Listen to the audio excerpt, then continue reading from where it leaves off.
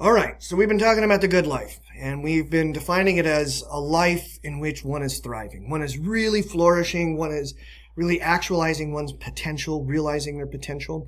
And it raises this question: what does it look like when a person thrives or flourishes? What does this look like when a human being is realizing their potential as a human being and sort of fulfilling their purpose, achieving their purpose?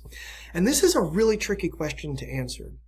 In fact, I think I'd have an easier time answering this question as it regards Chuckles the Alaskan Husky than I would a human being, because the nature of a husky is much simpler than the nature of a human being. And the relationships among a husky and its nature and its different environments that it exists in is much simpler than the environments that human beings exist. And we exist in these really complex social, technological, industrial environments that are really complex.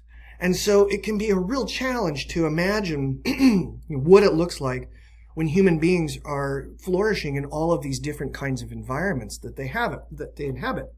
Now, this graph here can be a useful tool in helping us explore this question, start to get some ideas about what we think are the obstacles to flourishing, what we think are the proper pursuits to help us flourish. And so you have here on this wide y-axis the concept of hedonia, which just refers to the kind of pleasure, satisfaction, and contentment that we were focused on in our discussions of utilitarianism. And then we have down here on the bottom line this quality of eudaimonia, this quality of, our efforts in pursuing the good life and our effort that we're putting forward, the work that we're doing to try to become the best person that we can be.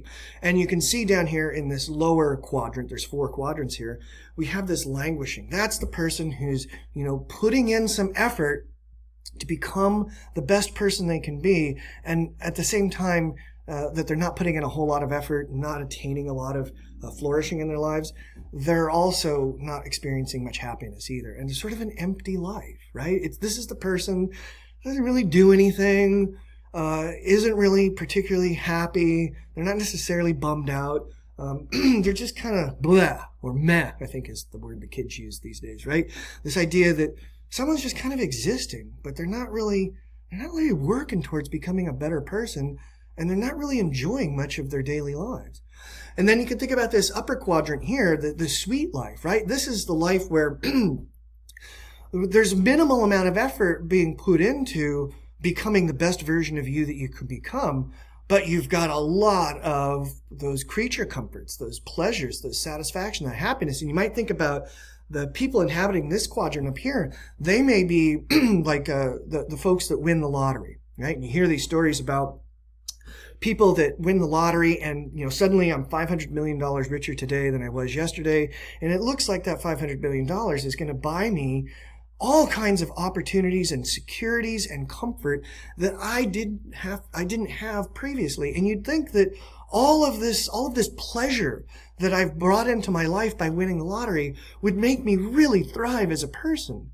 But you know the stories, right? Winning the lottery can be a nightmare for some people, because even though they now have access to all of these comforts and pleasures and sources of happiness, oftentimes their lives completely fall apart into chaos, and they are far from thriving as a human being. You might think also about, rich kids who just have everything in life handed to them. They've got it all, and yet they're kind of crummy people. They're just not well developed as people, and they have not realized their potential because everything's just been simply handed to them.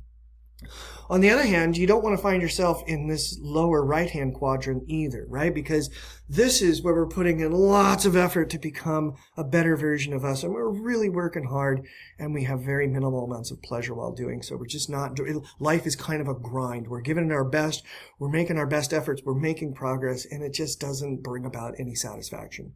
What we're looking for is this upper right-hand quadrant, right? The life in which we're flourishing. We're working really hard at becoming that better person, and we're deriving lots and lots of satisfaction from the accomplishments that we are achieving, the things that we are attaining. We're working hard, we're disciplined, we're focused, we have our aim, and we are giving it our all. We've committed ourselves to taking on a lot of responsibility, and it's paying off. we're becoming a better person. So we've got a lot of flourishing going on here, a lot of pleasure being derived from our accomplishments.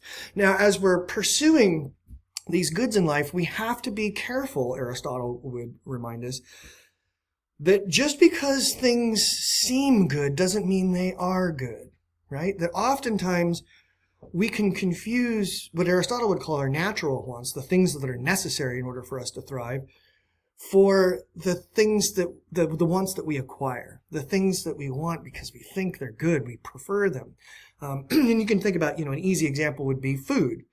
You've had that experience where, oh, that fried chicken, it sounds so good. And then afterwards you're like, oh my gosh, I'm never having fried chicken again. Or you have you eat too much chocolate cake and then you're languishing. So you can imagine lots of instances of your life where you identify something that you think is desirable, that you really, really, really need. I need that chocolate cake. I need that hamburger. And then you realize like, oh boy, I didn't see clearly. Right? And so what Aristotle is reminding us of is you've got to really learn about who you are, about what you are, and about the world that you inhabit so that you don't confuse that which appears good for that which is actually really good. There's might be things that appear one way that are actually another. And so I've given you examples in previous lectures of like, if I sit down in front of a television for 24 hours straight playing video games, that may seem like fun, and it may seem like I'm accomplishing things, but I'm probably not treating myself the way that I need to be treated in order to flourish. We've got to be able to distinguish real good from that which appears good. And that raises a question for you. How do you know that you know what's a real good? How do you know that you're not mistaking attractive things for good things? Okay? So then maybe think to yourself, what kinds of lifestyles or behaviors promote human flourishing, and what kinds of lifestyles and behaviors diminish human flourishing? And I'm sure that you can think of people you've encountered that you recognize are not flourishing, or people who are flourishing. And you want to zero in on those people who are flourishing and identify what it is that they're doing, says Aristotle. And you want to do that too, because you're a human being like they are. So you want to identify what it is that they're doing, and you want to start doing that yourself. And you want to look at those people who are not flourishing, and you want to make sure you are not doing what they're doing. And that's the way that you're going to work yourself towards becoming a better version of you.